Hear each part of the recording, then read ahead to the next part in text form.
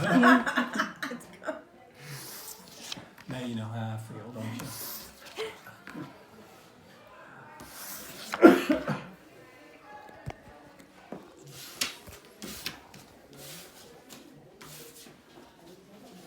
All right, good afternoon, everyone. My name is Michelle Petrowski, and thank you all for coming.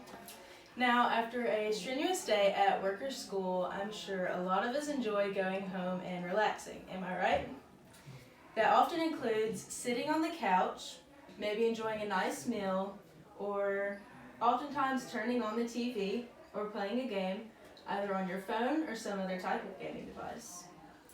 And I do the same exact thing. I go home and I binge watch on Netflix, or I dive into social media for hours on end.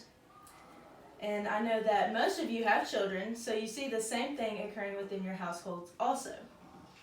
Today I'm going to be discussing the negative effects on abused TV and gaming on the lives of children. I'm going to talk about how prevalent TV and gaming is in children's lives, how that affects their behaviors, their health issues involved, and the downward spiral in education. To begin, I'm going to talk about how common it is for children to be in front of a TV or some other type of gaming device. How often would you say that your child spends watching TV or playing games? Maybe 10 hours a week, 20 hours a week, sometimes even 30. According to developmental psychologist Douglas Gentile, he says the average kid from 8 to 18 years old is in front of a TV for over 50 hours a week. Now, that is a lot of time. And as kids get older, parents tend to be a little bit more lenient on how much time that they give their kids to watch TV, because with age comes responsibility. And with the rapid advancement of mobile devices, it is a lot easier for kids to get that hands-on with games, and they can watch movies, play those games, or get on social media.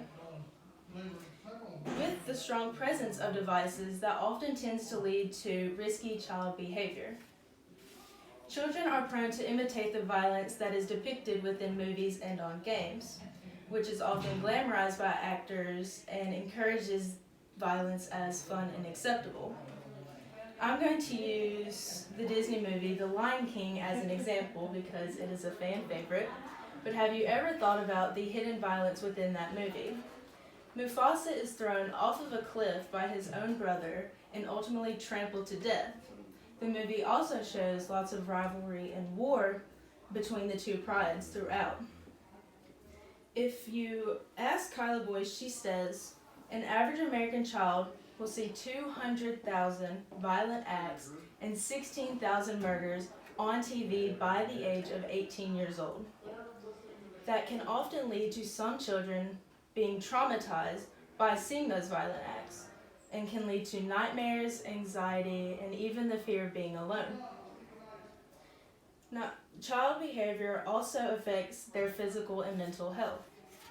According to kidshealth.org, health experts have long linked too much screen time to obesity, which is a significant health problem in our world today, as most of you know.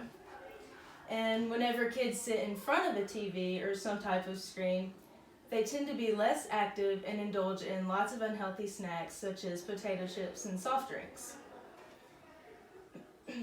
But not only does that encouragement come from the games and shows themselves, but also from the commercials and ads that are shown on TV.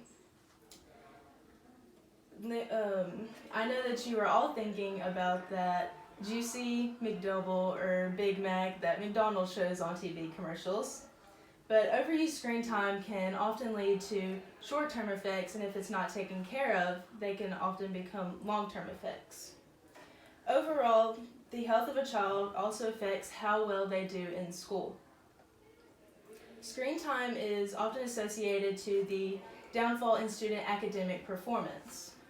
According to psychologytoday.com, there are 3 different hypotheses connected to abused screen time and the negative effects it has on education. The first one is the time displacement hypothesis, which states that the more time children spend watching TV and playing video games, the less time they spend on academics such as homework and studying. The second one is the Sleep Displacement Act. It states that gamers tend to receive less sleep than non-gamers do, which ultimately decreases their physical and emotional arousal, causing them to be less alert and then prone to make more errors.